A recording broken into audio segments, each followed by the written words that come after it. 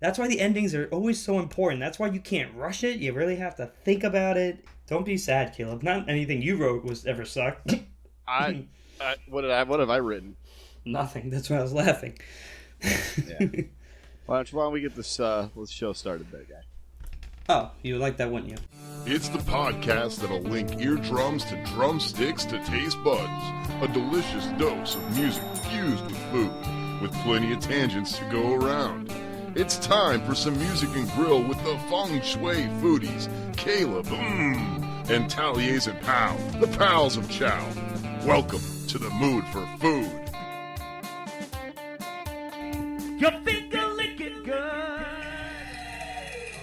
Welcome Pals to of Chow. today's. Well, I said it right. Pals of Chow. Shut the fuck up. Pals of Chow. Pals of Chow. Pals of Chow. Pals of Chow. Pals of Chow. Chow pals? Chow, Pals no. of Chow. Pals of Chow. Welcome to today's episode. Whew, I'm excited. I'm excited because my good friend over there, Kaleb, took a nice little flight to San Diego, was dropping some blueberry bombs on people, and I'm actually excited to hear all the cool stuff that he was into over there. I mean, he came back still married, so. Yep. Well, I went with the wife, came back with the wife. I couldn't get rid of her. Sometimes you just can't. It happens. Good woman though. If she's listening, you're a very good woman. Don't call my wife. No, yeah, we went out to San Diego. It was a lot of fun. First time I've ever been on the West Coast. I got to put my feet in the Pacific Ocean, so I got two oceans under my belt finally. Also, you never think about this. Me being from Florida, I just assume South California, Southern California. You always see all those movies and stuff. Everybody's at the beach and stuff. And there were people at the beach, but it was still like a high of 70, like 65 degrees. It was, for me, that's winter. Because it's like 90. I get back, it's 90. The water's like almost 80 degrees. Out there, it is chilly. The water was like 60-something degrees, 64, 65 degrees. So if I had a swollen ankle, I would have been very happy. Because that would have really like iced it down for me. If you know me, one of my favorite movies would be... Point Break? I do like it, actually. Keanu Reeves. Like, I was on that bandwagon before anybody else was. After Bill and Ted, he got me, bro. There's no question of that. But that's not who I'm talking about. I'm thinking of another legend. This man abides. The dude abides. The Big Lebowski? The Duderino? If you're not into the whole brevity thing? That guy. That's one of my favorite movies, and it was cool being in California because the first thing we did when we landed was we went right near the In-N-Out Burger. Yeah, nice. It was good too, man. We were there at like it was 11:30. It was like I guess 2:30 my time on the East Coast. So we were ready for lunch, and we got there landed at like 11:30, and they had just opened. So we were like the third ones to have food there. They're like looking at us like, you guys are weird coming in at 11:30 for these burgers, but they were awesome. They were very, very good. They had that Charm City flavor. If you ever been to Deerfield Beach, there's this like hole in the wall burger place, Charm City, and just has some really good burgers. Their fries were awesome. That's not the only thing I did was go Big Lebowski hunting in California. Went on a couple of hikes out there. They kind of put me through boot camp on vacation, walking up and down the hills here. She's like, this baby's not going to stay in me forever. Let's get marching. Let's go geocaching. There's a spot like a mile away. It's just a quick walk. Like, oh yeah, it's nice out. It's 70 degrees. We'll walk. Oh my God, you didn't tell me it was up a 30-degree incline the whole way. I wasn't hiking up Everest. They were very small little mountains. I mean, they were bigger than anything I see in Florida, including like the Garbage Mountains. Like that's all the hills that we have here. But we went down to the Torrey Pines State Park. It was beautiful. I have pictures up on our Facebook page. I'll put those up there. There's like cliffs on the beach, which is just really, really cool. Something I've never really seen. And then we went out to Temecula, which I guess they call that wine country, and we didn't have any wine. My wife's not a big drinker. Ashlyn's not a big drinker. She's also pregnant, so she's definitely not drinking wine. Congratulations, sir. Thank you. We found out it's going to be a girl. Woo! Joining the Daddies of Daughters group that you're in. All right. Anyway, continue. We went blueberry picking, and yeah, it was pretty cool. I think I've gone strawberry picking when I was a wee lad back in the day. But it was just 5 of us that went blueberry picking. And in a half an hour, the 5 of us had picked 25 pints of blueberries. Holy crap. Delicious, big, juicy, plump blueberries, but way too many. Way too many. It's $150 in blueberries. So we had to figure out what to do. Eat them all. Well, yes, I do enjoy a good blueberry to the face, but we were like trying to think of all these different things to do with blueberries.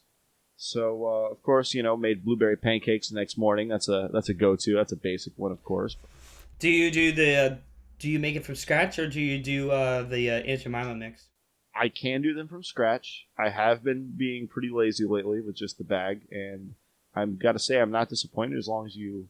My little secret is I throw a little dash of vanilla in any of those. Yeah, just a little dash of vanilla in your pancake mix, and it makes a world of difference.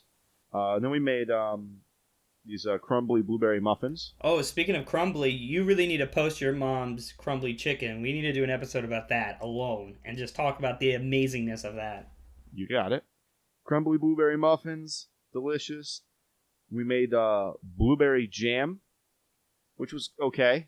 It wasn't my favorite thing of all of the things that we made. It was nice blueberry jam, but it was like thick. What you do is you have to stir it over low heat or medium to low heat for like 30 minutes and continuous. And so it's just tedious. But it makes you appreciate when those jams that you do get that are like really good. It was good. It just didn't, it didn't make as much as we were expecting, so we didn't do what we were going to do with it. What was the original intent? I got to be honest, I don't remember. I think we were going to make, they were supposed to be cookies. We were going to make blueberry cookies. We never made them. We bailed on that. We were blueberried out. But what we did make was so good, you wouldn't believe your mouth. Well, you better describe it, and you better tell us what's in it. Believe it or not, blueberries were in there. It was a blueberry breakfast buckle. Pardon the alliteration. It was delicious. It's kind of like have you ever had those like cheese danishes for like the breakfast cheese danish, like that cream cheese kind of filling?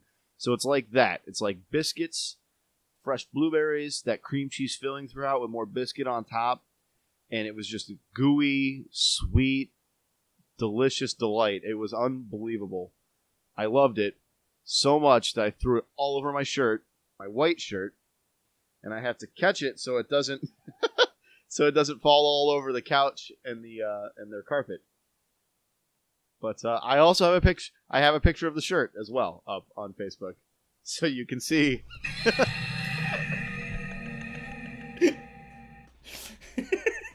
That was the end of my blueberry adventures. I was told to go to the kitchen.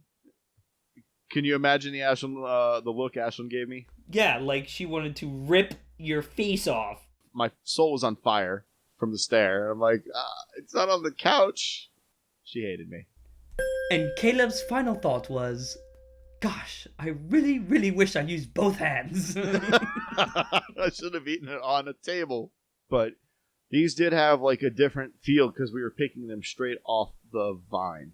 So it's like legit farm to table. You know how long they've been off the vine. It was just kind of cool. You kind of taste your hard work, even though it wasn't that hard to pick blueberries. But the thought is there that subconsciously you went out and did the farming, and you know how fresh these things are. So I think that's just like a thing in the back of your head that, oh my God, they're delicious. I wish I had some left. Because you're talking more like pastries, desserts, and sugary type things. I was thinking more of like making a lemon herb chicken skewers with blueberry with a raspberry vinaigrette salsa would be a perfect ingredient for you and your family if you want to be sophisticated. Yes. For raspberry? Why not actually make a fresh blueberry puree? You could do that too, because I already had the blueberry in the skewer too. But if you want to take out the blueberry off the skewer and then put on a jam-like salsa, that could work too. You would need 1 garlic clove, a half cup of chopped parsley, basil, and cilantro. You know me and cilantro. 2 tablespoons of olive oil, which is helpful, for the cooking aspect. Half teaspoon of lemon, fresh. Everything's fresh. The fresher you make it, the better. Tablespoon of lemon juice, a 1/4 black pepper, half teaspoon of salt. So you're gonna get 4 skinless, boneless chicken thighs, cut in 6 pieces, and then you're gonna put them through a skewer. You can also put the blueberries through that, but if you want to do Caleb's style, you're gonna use a blueberry jam type of thing, which means a lot, 30 minutes of stirring. But, you'll definitely enjoy that shit because you're like, I made this from scratch. Look at the blood, sweat, and tears. So, you'll feel much better about yourself. But if you want to go the lazy style, Tali, pow, get that shit in my mouth, this is the best one. So, 1 cup of blueberries should do it, 2 tablespoons of raspberry vinaigrette, a tablespoon of honey, and some chopped red onions to, put that right in the skewer, and you got yourself a really nice dish. Where are you cooking this? On a grill or on a... I would grill. You can do it on a pan, too, a fry pan. It's just, obviously, whatever you have at your disposal. Me, at this time, I don't have a grill, but I totally did it on a fry pan, and it came out great. So how would you do it on a pan and a skewer? You would have to rotate it. You have to be really advocate about being on top of your food. Baking it would be much easier, because then you just put the timer down to half the time you're cooking it, which should be about 18 minutes, somewhere around that time, on like 375. Yeah, 9 minutes flip, 9 minutes. If you really like the char, you can always put it on broil there for the last 2 minutes. 1 minute on one side each, and let it flip. It'll give it a little bit of a crunch, a little crisp on the outside. Yeah, so, honestly, for cleaning purposes and stuff, I would say the oven is the best. Right? That's what I say. And you know what goes well with that? A wet pussy. I wouldn't know anything about that. A wet pussy drink. Following up with a wet pussy drink would be delicious. I still don't know anything about that. But I went out, and because I went to Texas. Yeehaw! And for training. And one of my fellow colleagues there slid up to the bar, and she was like... She's a really funny lady. She was like, come here, come closer. And the bartender's like, yes. She's like, and I heard, I want a wet pussy. I want a real wet pussy. You know what I'm saying? Like, I want the wettest pussy you can get me. Oh my God. I want that so bad. Can you give me a wet pussy? Yeah, dude, she was purposely making it awkward. She was the funniest lady. And I didn't even know what it was, so I asked the bartender. I was like, hello, Chavez. I believe his name was. He's like, yes. And I go, hey, can you tell me how to make a vet pussy? And then everyone at the bar was like, and I was like, it's a drink. Calm down, you bitches. You know what he said? I know exactly what he said. He's like, looking like that, I think you're out of luck. No. He was actually a good bartender, unlike Kaleb, where he actually made me feel good about myself. Get the fuck out of my bar. I'm just kidding. But it's wet pussy. Seriously, wet pussy if you want it. It's a very fruity drink, obviously. Lots of alcohol. 1 part vodka, 1 part gin, 1 part coconut rum, 1 part peach schnapps. So you're just like... So it's like a sugary version of a Long Island. Exactly. And a splash of pineapple and cranberry. Just... And there you go. Drink up. Wet pussy. Seems like diabetes in a glass with a light buzz, but to each his own. Honestly, if you wanted to, like I said, you can make it like a Long Island, which is actually layered. So you just start with a glass of ice and you pour ounce of vodka, ounce of gin, ounce of Malibu, ounce of peach schnapps. Then you got your cranberry and pineapple juice. You just layer everything on top. I would put the cranberry in last so it looks like a Long Island. Otherwise, if you want it shaken, I do very short shake. All right. Would you recommend that for me in the bathroom? A short shake? A short shake, or should I do a shake vigorously? Should I shake very extra vigorously? I would shake well. You're borderline playing with it, but you're making sure you're clean. You shaking extra vigorously. Just make sure nobody else is in the house. Oh, 14. Oh, okay. I'll keep that in mind. It was fun, man. This was fun. I had a lot of fun today. It was good chatting, but it's nice to be back in Florida. As much fun as I had. Same here. It's nice to be back in New York. But I think that's all the time we've got today. Yeah, that's all we have. You can catch us on Facebook at Pals of Chow. Stop by, say hi. I'm Kaleb. It's been a blast. I'm Tali's and Pal. Till next time, eat well and feel good. Thank you all for listening. Catch you next time.